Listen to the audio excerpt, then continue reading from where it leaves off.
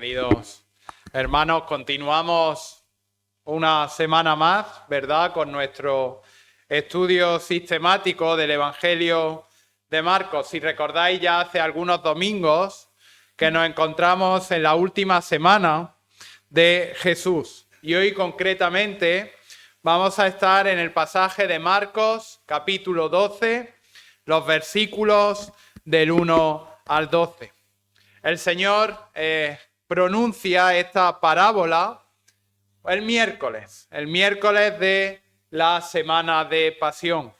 El Señor sabe que va a ser crucificado, ya que si recordáis, vemos como el Señor se lo manifiesta, ¿verdad? Y se lo anuncia a sus discípulos en varias ocasiones. De hecho, en Marcos, capítulo 10, los versículos del 32 al 34, dice la palabra del Señor que iban por el camino subiendo a Jerusalén y Jesús iba delante y ellos se asombraron y le seguían con miedo. Entonces, volviendo a tomar a los 12 aparte, les comenzó a decir las cosas que le habían de acontecer. He aquí subimos a Jerusalén, fijaros, y el Hijo del Hombre será entregado a los principales sacerdotes y a los escribas, y le condenarán a muerte, y le entregarán a los gentiles, y le escarnecerán, le azotarán, y escupirán en él, y le matarán. Mas, al tercer día, resucitará. Si recordáis, como estudiábamos hace unas semanas, no llegaron a Jerusalén un domingo, como la gente de forma popular cree, sino que llegaron a Jerusalén un lunes. Y cuando llegan a Jerusalén, acordáis en la entrada triunfal al principio del capítulo 11, fijaros versículo 7, trajeron el pollino a Jesús. Y dice y continúa, echaron sobre él sus mantos y se sentó en él. También muchos tendían sus mantos por el camino y otros cortaban ramas de los árboles y las tendían por el camino. Esas ramas que habían cortado en los campos, y los que iban delante y los que venían detrás daban voces diciendo, Hosana, bendito el que viene en el nombre del Señor, bendito el reino de nuestro padre David, que viene, Hosana en las alturas. Es decir, veíamos que el lunes parecía que supuestamente estaban aclamando al Señor Jesucristo como su rey. Así que vimos lo que inicialmente parecía algo bueno, verdaderamente era una falsa adoración, ya que lo aclamaban porque ellos pensaban que lo iban a liberar de la opresión romana y no como el Mesías Salvador. Pasó el lunes y sin embargo el martes, fijaros en el capítulo 11, versículo 15, dice, vinieron pues a Jerusalén, recordáis que estuvimos en este pasaje, entrando Jesús en el templo y echó fuera a los que vendían y compraban en el templo, volcó las mesas de los cambistas y las sillas de los que vendían palomas y no consentía que nadie atravesase el templo llevando utensilio alguno. Y les enseñaba diciendo, ¿no está escrito, mi casa será llamada casa de oración para todas las naciones? Fijaros, mas vosotros la habéis hecho cueva de ladrones. El Señor Jesucristo sabía que iba a morir. Lo hemos visto, ¿verdad?, cómo se lo anuncia a sus discípulos. Cuando llegó en esa falsa adoración, lo aclamaron como rey. El que venía en el nombre del Señor gritaba. Pero fijaros, el Señor, en lugar de bendecir a la nación, lo juzga. Fijaros lo que hace del templo, el centro de adoración judía. Versículo 17, el Señor dice que se había convertido en ¿qué? Una cueva de ladrones. La reacción inmediata fue que aumentó el odio hacia el Señor Jesucristo. un odio, ¿verdad?, que llega a su culmen el viernes de esta semana de pasión. Pero no solamente eso, sino que como estudiábamos también hace unas 2 semanas, fijaros en el versículo 12 del capítulo 11, al día siguiente, cuando salieron de Betania, tuvo hambre. Y viendo de lejos una higuera que tenía hojas, fue a ver si tal vez hallaba en ella algo. Pero cuando llegó a ella, nada halló sino hojas, pues no era tiempo de higos. Entonces Jesús dijo a la higuera: nunca jamás coma nadie fruto de ti. Y lo oyeron sus discípulos. ¿Qué es lo que el Señor, como estudiamos, hizo a esta higuera? Fijaros, versículo 20. Dice: y pasando por la mañana, vieron que la higuera se había secado desde las raíces.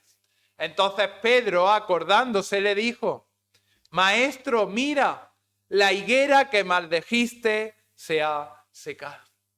Por tanto, tenemos que el martes el Señor maldice la higuera. Vemos que el martes el Señor asalta el templo y echa fuera a todos los comerciantes. Y no solamente eso, sino que la maldición de la higuera era esencialmente una maldición sobre la nación de Israel. Fijaros, los profetas Oseas, Nahum y Zacarías se refirieron a Israel en sus profecías como a una higuera. ¿Cómo cambia la película, verdad? Opuesto totalmente a lo que ellos esperaban el lunes, sucede el martes. El Señor ataca su sistema religioso y no solamente lo ataca, sino que pronuncia una maldición sobre ellos. Y ya estamos en el miércoles. Como vimos la semana pasada, el Señor regresó al templo, que ya estaba desocupado, y después de entrar, después de maldecir esa higuera, tiene delante, fijaros, versículo 27, volvieron entonces a Jerusalén, andando él por el templo, vinieron a él los principales sacerdotes, escribas y los ancianos. Es decir, el Señor ese miércoles llega al templo y tiene allí un gran tribunal. Los principales sacerdotes, los principales escribas y los principales ancianos. Y en ese contexto, con todo lo que había sucedido el lunes, con todo lo que había sucedido el martes, sucede esta parábola en la cual vamos a estar en esta mañana. Dice Marcos capítulo 12, los versículos del 1 al 12. Entonces comenzó Jesús a decirles por parábolas. Un hombre plantó una viña, la cercó de vallado, cavó un lagar, edificó una torre y la arrendó a unos labradores y se fue lejos. Y a su tiempo envió un siervo a los labradores para que recibiese de estos del fruto de la viña. Mas ellos, tomándole, le golpearon y le enviaron con las manos vacías. Volvió a enviarles otro siervo, pero apedreándole, le hirieron en la cabeza y también le enviaron afrentado. Volvió a enviar a otro, y a este mataron, y a otros muchos, golpeando a unos y matando a otros. Versículo 6. Por último, teniendo aún un hijo suyo, amado, lo envió también a ellos, diciendo: tendrán respeto a mi hijo. Mas aquellos labradores dijeron entre sí: este es el heredero, venid, matémosle, y la heredad será nuestra. Y tomándole, le mataron y le echaron fuera de la viña. ¿Qué pues hará el Señor de la viña? ¿Vendrá y destruirá a los labradores y dará su viña a otros? ¿Ni aún esta escritura habéis leído? La piedra que desecharon los edificadores ha venido a ser cabeza del ángulo. El Señor ha hecho esto y es cosa maravillosa a nuestros ojos. Y procuraban prenderle porque entendían que decía contra ellos aquella parábola. Pero temían a la multitud y dejándole, se fueron. ¿Qué parábola, verdad? Una parábola de juicio. Y el punto de esta parábola lo encontramos en el versículo 9. Fijaros, dice el versículo 9, destruirá a los labradores y dará su viña a otros. Y tenemos una parábola, ¿verdad? Una parábola de Jesús, y al igual que el resto de las parábolas, el Señor lo que hace es que usa imágenes conocidas de la vida cotidiana para ilustrar un principio espiritual. ¿Y de dónde, ante ese tribunal, ante los principales líderes religiosos, de dónde el Señor Jesucristo extrae esta parábola?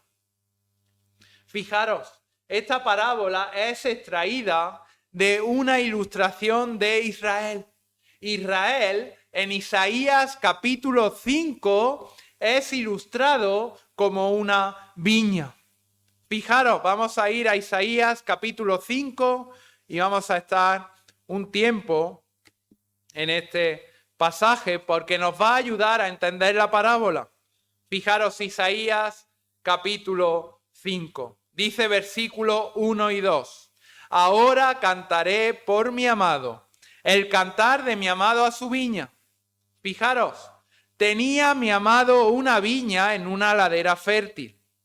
La había cercado y despedregado, implantado de vides escogidas.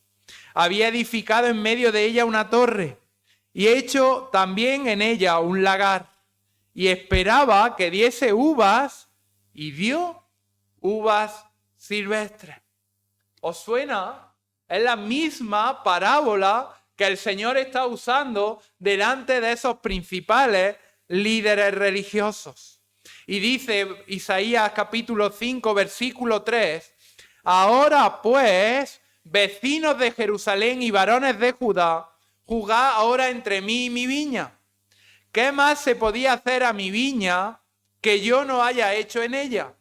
Como esperando que yo diese uvas, ha dado uvas silvestres. En otras palabras, aquí lo que el profeta Isaías está diciendo es que no es culpa suya, no es culpa de Dios. El Señor ha hecho todo lo posible. Él ha preparado su viña de la mejor manera posible, pero en lugar de dar uvas, ¿qué es lo que ha hecho? Versículos 2 y 4, ha dado uvas silvestres. ¿Cuál es la consecuencia? Lo vemos versículos 5 y 6. Os mostraré pues ahora lo que haré yo a mi viña. Le quitaré su vellado y será consumida. Aportillaré su cerca y será hollada. Haré que quede desierta. No será podada ni cavada. Y crecerán el cardo y los espinos. Y aún a las nubes mandaré que no derrame lluvia sobre ella. Estas eran las consecuencias que iba a tener esa viña. Y fijaros, versículo 7 nos dice que esta parábola de la viña está hablando de la nación de Israel. Dice versículo 7, ciertamente la viña de Jehová de los ejércitos, ¿qué es la casa de Israel. Y los hombres de Judá, planta deliciosa suya. Esperaba juicio, y aquí viene vileza, justicia, y aquí clamor. Fijaros, hermanos, ya el profeta Isaías, 8 siglos antes de la venida de Cristo, recibe una parábola de manos de Dios. Y es una parábola que es similar a la parábola anunciada por el Señor Jesucristo. Un hombre que planta una viña, que hace todo lo posible para que tenga éxito. No es culpa suya, y la viña, en lugar de dar fruto, da uvas silvestres, agrias y no comestibles.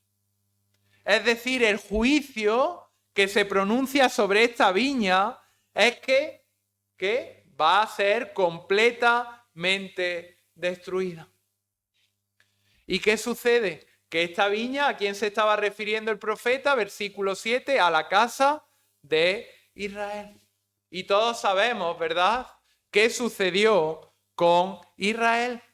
Fue destruida, ¿verdad?, por el imperio babilónico. Y por eso, fijaros, Isaías capítulo 5, vemos versículo 8, ¡ay de los que se juntan casa a casa! Es decir, vemos una serie de ayes. Versículo 11 igual, ¡ay de los que se levantan de mañana para seguir la embriaguez! Versículo 18, ¡ay de los que traen la iniquidad con cuerdas de vanidad! Así, versículo 19, versículo 20, versículo 21 y versículo 22, ¡ay de los que son valientes para beber vino y hombres fuertes para mezclar bebida! Es decir, pronuncia una serie de ayes sobre una serie de pecados específicos.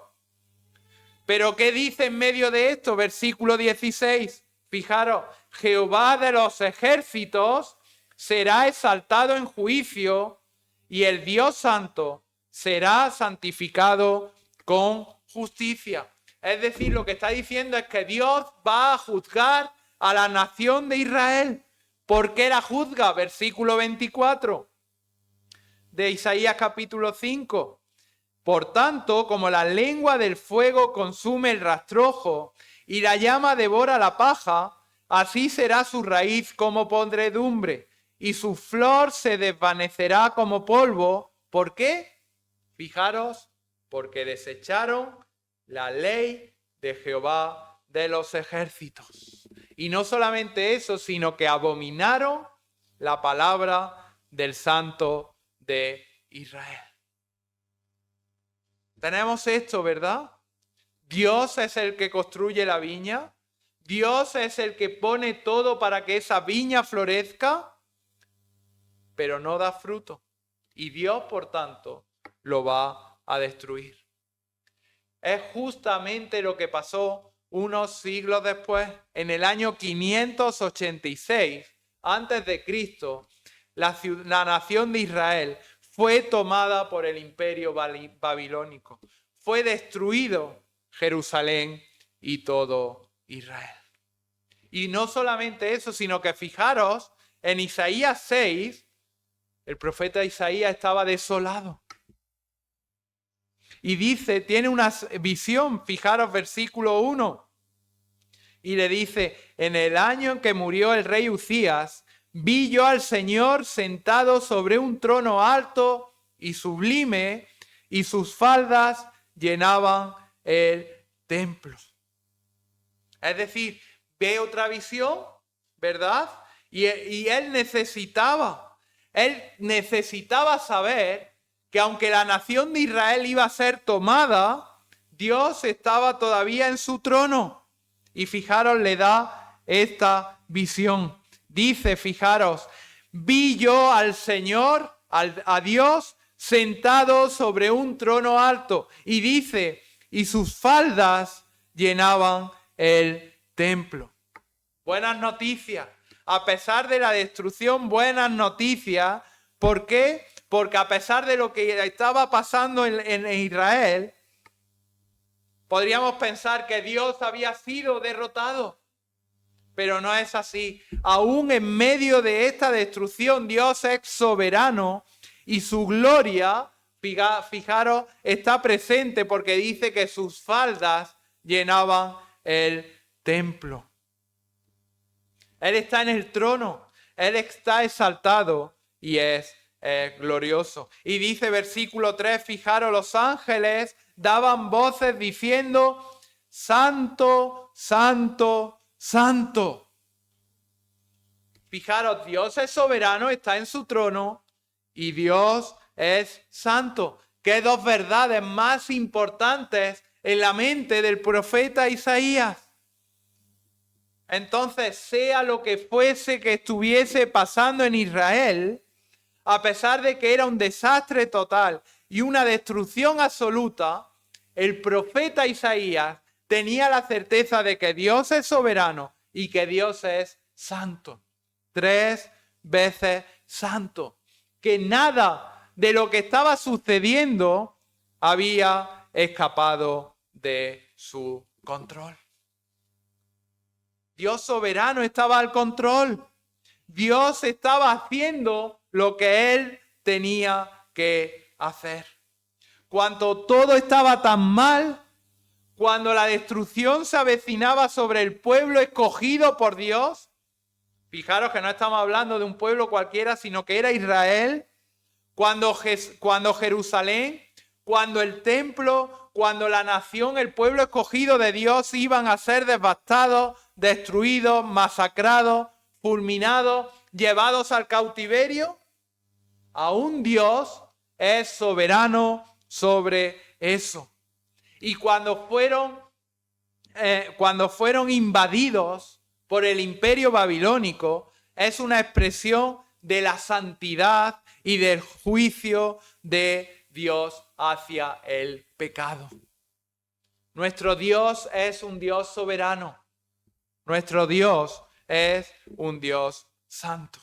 Y fijaros, y continúa Isaías capítulo 6, versículo 8, y dice: después oí la voz del Señor que decía: ¿a quién enviaré? ¿Y quién irá por nosotros? Y aquí tenemos, ¿verdad?, la frase que muchos conocemos de Isaías cuando dice, versículo 8, heme aquí, envíame a mí. Isaías, que en medio de ese pueblo se veía como un hombre sucio, con una boca sucia, en medio de un pueblo sucio, a partir de su boca, fijaros como dice, porque con la boca demostramos nuestro pecado, dice versículo 9, y dijo: anda y di a este pueblo, oíd bien y no entendáis. Ved por cierto, mas no comprendéis. ¿Qué le está diciendo aquí el profeta Isaías a su pueblo? Que estaban escuchando pero que no percibían. Que sigan mirando pero que no entendían. Y dice, engruesa, versículo 10, el corazón de este pueblo. Es decir, haz que los corazones de este pueblo sean insensibles. Sus oídos, agrava sus oídos. Ciega sus ojos, para que no vean con sus ojos, ni oiga con sus oídos, ni su corazón entienda, ni se convierta y haya para él sanidad. Fijaros lo que le está diciendo Dios al profeta Isaías para su pueblo. El pueblo de Israel, aún 8 siglos antes, no quiso escuchar, no quiso oír, no quiso creer, no quisieron ver. Y ahora, la consecuencia que era, que ahora ya no podían. Ni podían ver, ni podían escuchar, ni podían creer. Y eso era ya demasiado tarde. Dice versículo, fijaros, versículo, cuando dice versículo 9, oíd bien y no entendéis. ¿Hasta cuándo? Versículo 11.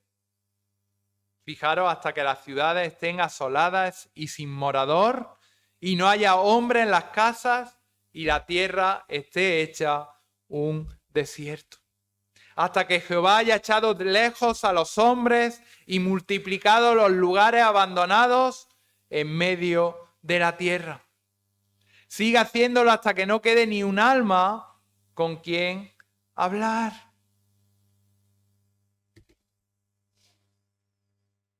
Demasiado tarde, ¿verdad?, para Israel. El juicio ya estaba. Fijaros, las ciudades iban a ser devastadas. No iba a quedar nada, iban a estar vacías. Era tarde. ¿Por qué? Fijaros, versículo 13. y si quedare aún en ella la 10ª parte, ésta volverá a ser destruida. Pero como el roble y la encina, que al ser cortados aún queda el tronco, así será el tronco, la simiente santa. Qué importante es esto, ¿sabéis por qué? Porque a pesar de que Israel iba a ser destruido y consumido, ¿qué dice al final Dios? Que de eso iba a quedar una simiente, un remanente santo. A pesar de que la nación iba a ser totalmente destruida, iba a quedar un remanente. Esa simiente santa. Ya fijaron, en el siglo VIII, Israel no podía creer. Aunque quisieran, hemos leído que no iban a entender. Aunque pusieran todo su empeño, no iban a creer. Era demasiado tarde. Pero aún así, había un remanente. ¿Quién es este remanente? Vamos por un instante a Mateo, capítulo 13, versículo 10, y vamos a entender. Dice Mateo, capítulo 13, versículo 10. Entonces, acercándose los discípulos, le dijeron: ¿por qué hablas por parábolas? ¿Quién había hablado ya por parábolas? Lo habíamos visto, ¿verdad? Isaías. ¿Y qué dijo? Que quedaba un remanente fiel. Fijaros, versículo 11.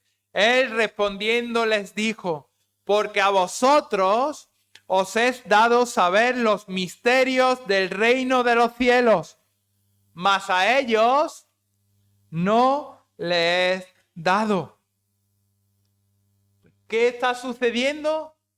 Lo mismo que el profeta Isaías anunció 8 siglos antes. Había un remanente fiel, en este caso, ¿quién eran? Los discípulos. Pero a ellos, fijaros, a la nación de Israel dice: no le he dado. Y dice versículo 12, y ahora lo entendemos: porque a cualquiera que tiene se le dará y tendrá más, pero al que no tiene, aún lo que tiene les será quitado. Es decir, le vamos a quitar toda la verdad espiritual. ¿Por qué? Por eso les hablo por parábolas, versículo 13. Porque viendo no ven y oyendo no oyen ni entienden. ¿En quién se cumple la profecía de Isaías? En ellos. En ellos. Fijaros, hace la misma cita en este versículo 13 que en Isaías capítulo 6. Seguirán oyendo, pero nunca entenderán. Seguirán viendo, pero no percibirán. Porque el corazón de este pueblo se ha engrosado. Y aquí a ellos le dice lo mismo. Oirán, pero no entenderán. Verán, pero no percibirán. ¿Por qué? Porque sus corazones están endurecidos. Versículo 14. De oído oiréis y no entenderéis. Y viendo veréis y no percibiréis, porque el corazón de este pueblo se ha engrosado y con los oídos oyen pesadamente y han cerrado sus ojos para que no vean con los ojos y oigan con los oídos y con el corazón entiendan y se conviertan y yo los sane. Isaías capítulo 6 es pronunciado aquí por el Señor Jesucristo. Es decir, ¿qué está haciendo Jesús? Está pronunciando la misma maldición que pronunció Isaías 8 siglos antes sobre el Israel del siglo I. Y dice versículo 16, acordaros de ese remanente de Isaías capítulo 6, versículo 13. Dice versículo 16, pero bienaventurados vuestros ojos porque ven y vuestros oídos porque oyen. ¿A quién le está diciendo eso? A los discípulos. Dice, porque de cierto os digo, que muchos profetas y justos desearon ver lo que veis, y no lo vieron, y oír lo que oís, y no lo oyeron. Era demasiado tarde para la generación de Isaías, y era demasiado tarde para la generación del Israel en los tiempos de Jesús. El pueblo de Dios tuvo su oportunidad 8 siglos antes, desecharon su palabra, lo hemos leído, ¿verdad? Isaías capítulo 5, versículo 24. Aquí tenían al Mesías delante y desecharon su oportunidad. Y ahora, tras este recorrido, nos adentramos en Marcos capítulo 12. Y ahora podemos entender esta parábola. ¿Por qué? Porque el Señor Jesucristo, por medio de esta parábola, está pronunciando el mismo tipo de juicio que Isaías pronunció. El mismo tipo de juicio. Solo los discípulos y los pocos seguidores de Jesús eran el remanente. Pero el resto de la nación de Israel no podía creer porque no quería creer. De hecho, fijaros cómo el Señor en esta parábola sella su rechazo. Ellos ya no podían creer hace 8 siglos antes de Cristo, no tenían más oportunidad. Y en esta parábola el Señor sella su rechazo. Y hace lo mismo, ¿verdad?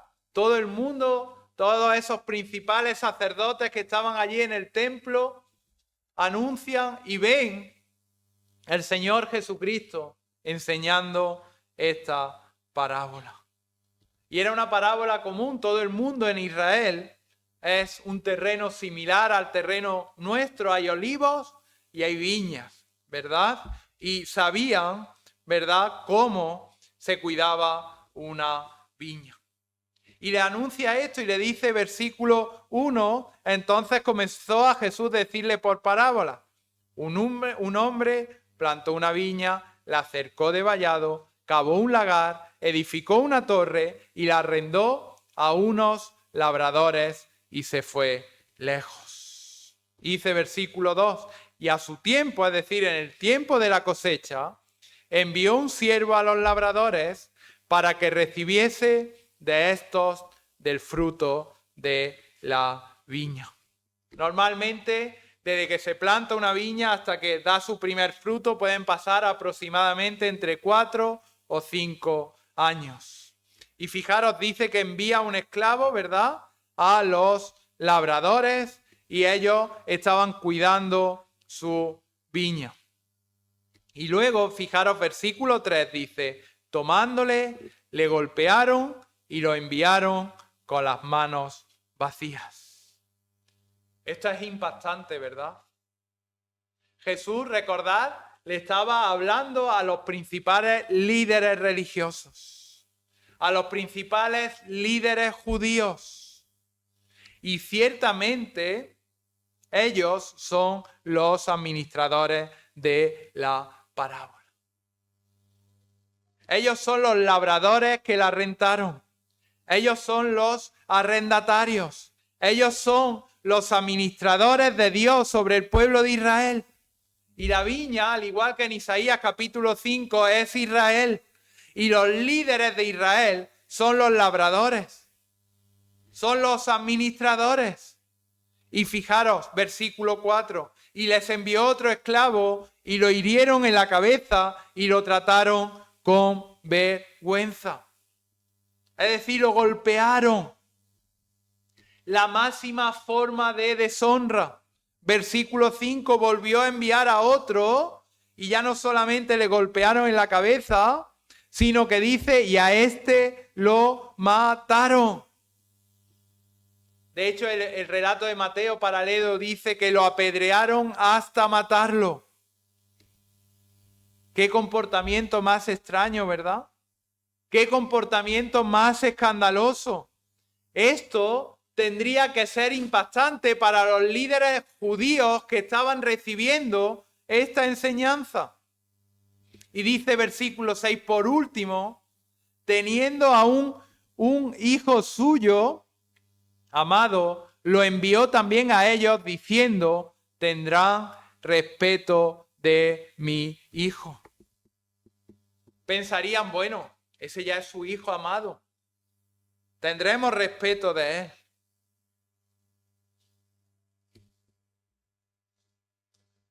Pero ¿cuál es la respuesta? Versículo 7.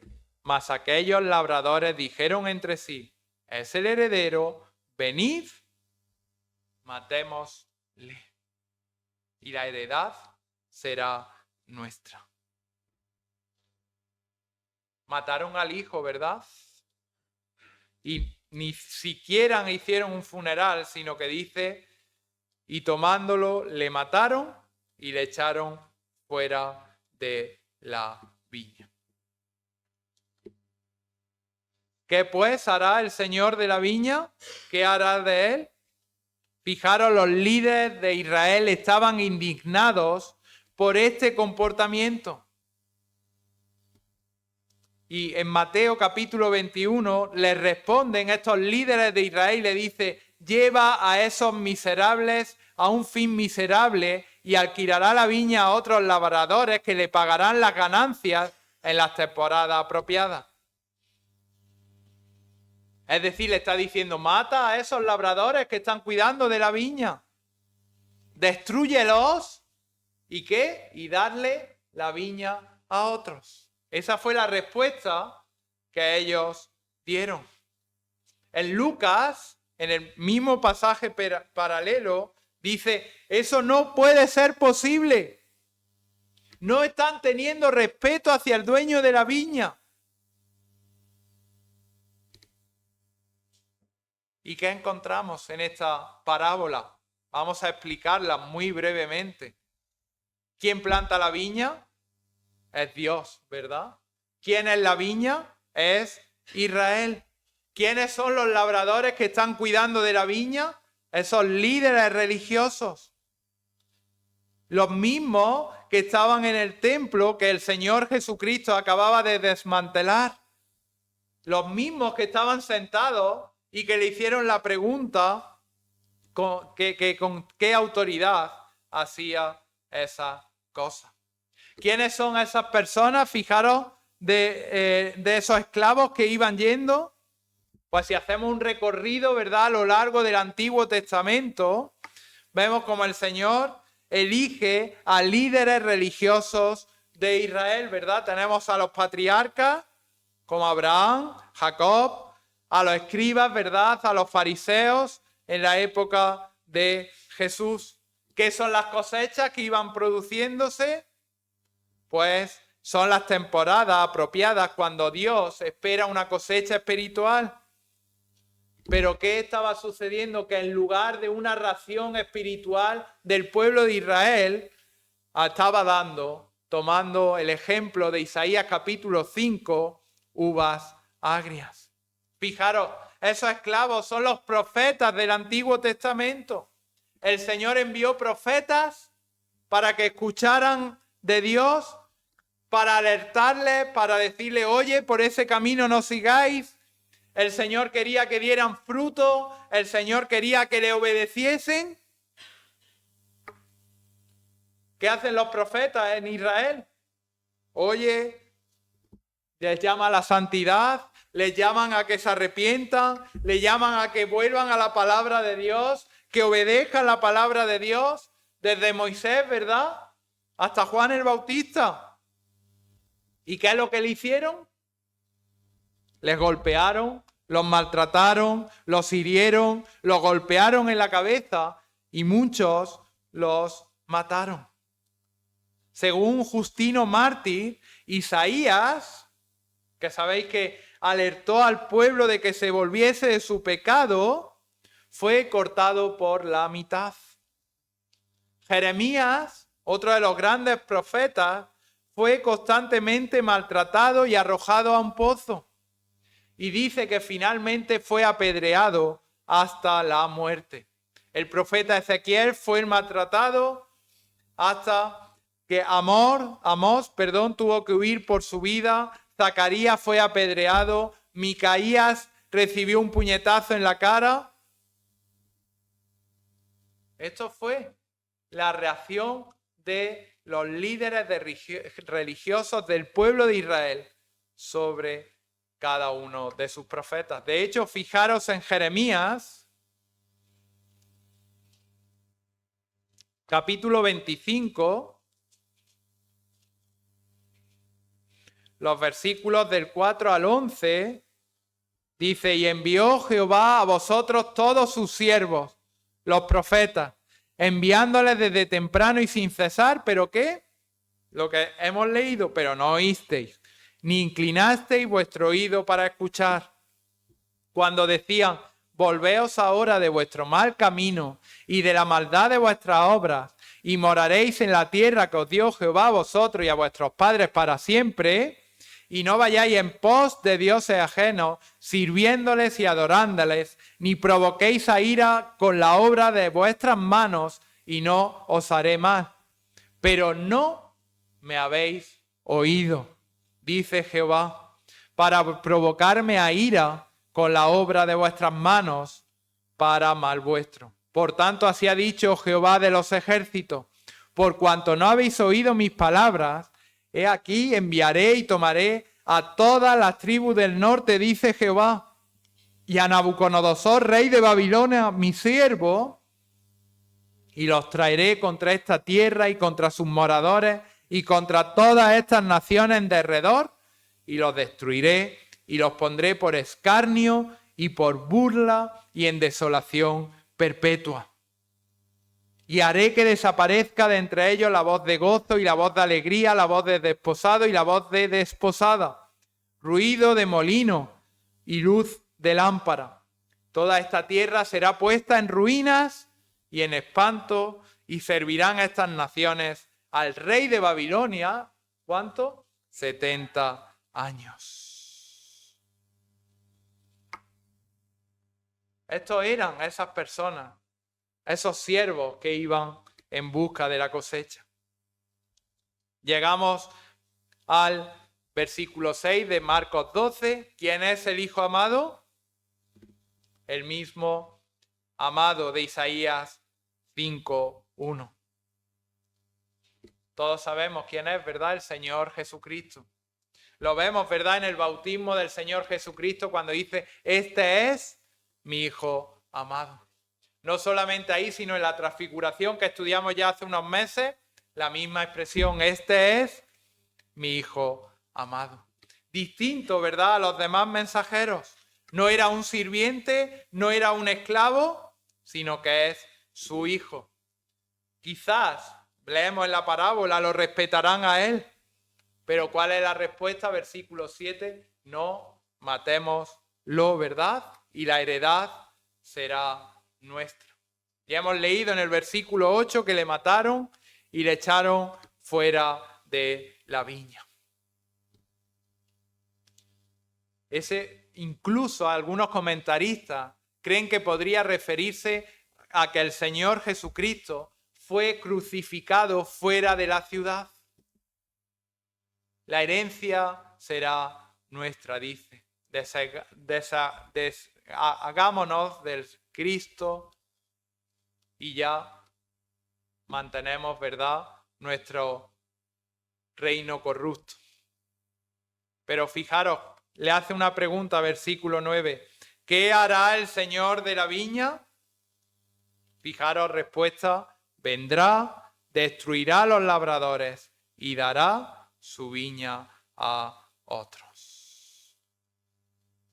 En el año 70 después de Cristo, murieron decenas y miles de judíos. ¿Sabéis que el templo fue destruido y nunca más se ha reconstruido? Que nadie ejerce el sacerdocio en Israel, que ya en la nación de Israel no hay sacrificios, no hay ceremonias, no hay saduceos, no hay fariseos, no hay sacerdotes, ni sumos sacerdotes hasta el día de hoy. Su sistema terminó, se acabó. Y dice, versículo 9, fijaros, y dará su viña a otros. ¿Quiénes son estos otros? Fijaros, los apóstoles. Fijaros, versículo 10, ¿ni aún esta escritura habéis leído? La piedra que desecharon los edificadores ha venido a ser cabeza del ángulo. ¿Qué hizo? Se crea la iglesia, ¿verdad? Se reúne y que estudia la doctrina de los apóstoles. Los apóstoles y sus discípulos, ellos son los nuevos administradores del reino y nosotros estudiamos, ¿verdad?, la palabra de Dios escrita por los apóstoles. ¿Y cuál es el final de esta historia? Que la piedra que desecharon los edificadores, ¿qué pasa? Ha venido a ser cabeza del ángulo. El Señor ha hecho esto, dice versículo 11, y es cosa maravillosa a nuestros ojos. El Hijo es la piedra del ángulo. Salmo 118. El Hijo es la piedra y esa piedra, ese Hijo que habían desechado los judíos, se convierte en piedra angular. Y para convertirse en piedra angular, el Señor Jesucristo tuvo que resucitar. Por eso dice el Salmo 118, esto vino de parte del Señor y es maravilloso a nuestros ojos. Y esta enseñanza la unimos cuando Pedro estaba delante del concilio de Israel en Hechos capítulo 4, versículo 10, y dice, sea notorio a todos vosotros y a todo el pueblo de Israel, que en el nombre de Jesucristo de Nazaret, a quien vosotros crucificasteis y a quien Dios resucitó de los muertos, por él, este hombre que acaba de ser curado, está en vuestra presencia sano. Y dice, este Jesús es la piedra reprobada por vosotros, los edificadores, la cual ha venido a ser cabeza del ángulo. Tomándolo de esa enseñanza del Señor Jesucristo. Y termina en ese contexto, imaginaros allí delante de esos líderes religiosos que les quedaban 70 años a lo sumo para ser destruidos, y les dice en el versículo siguiente, 4:12, y en ningún otro hay salvación, porque no hay otro nombre bajo el cielo dado a los hombres en que podamos ser salvos. Ese que fue asesinado, su hijo amado, ahora ha resucitado y él es la piedra. La piedra es Cristo.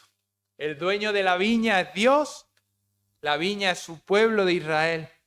Y el pueblo de Israel fue brutalmente blasfemo contra Dios. Ellos mataron a los profetas, mataron a su hijo y Dios, como consecuencia de eso, trajo nuevos administradores. Los apóstoles que nos dieron la verdad de la resurrección y hoy nosotros seguimos anunciando y predicando la enseñanza, ¿verdad?, del Señor Jesucristo, ya que cada uno de los apóstoles fue movido a escritura, inspirado por el Espíritu Santo. ¿Cuál fue la reacción de estos líderes? Lo vemos versículo 12.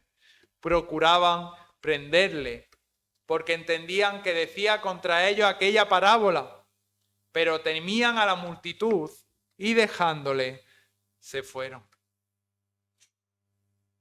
Qué escena, ¿verdad? Querían matarlo, sabían que esa parábola era contra ellos, pero aún no era el momento. En el plan perfecto y soberano de Dios aún quedaba 10 días. No pudieron arrestarlo. Y a diferencia del resto de las parábolas que ocultaban la verdad a los incrédulos, dicen que ellos entendieron el propósito de esta historia. Ellos conocían el Antiguo Testamento, sabían que sus antepasados habían perseguido y habían matado a los profetas. Ellos sabían que querían matar al Hijo de Dios, pero aún no estaban listos, ¿verdad?, para escucharlo.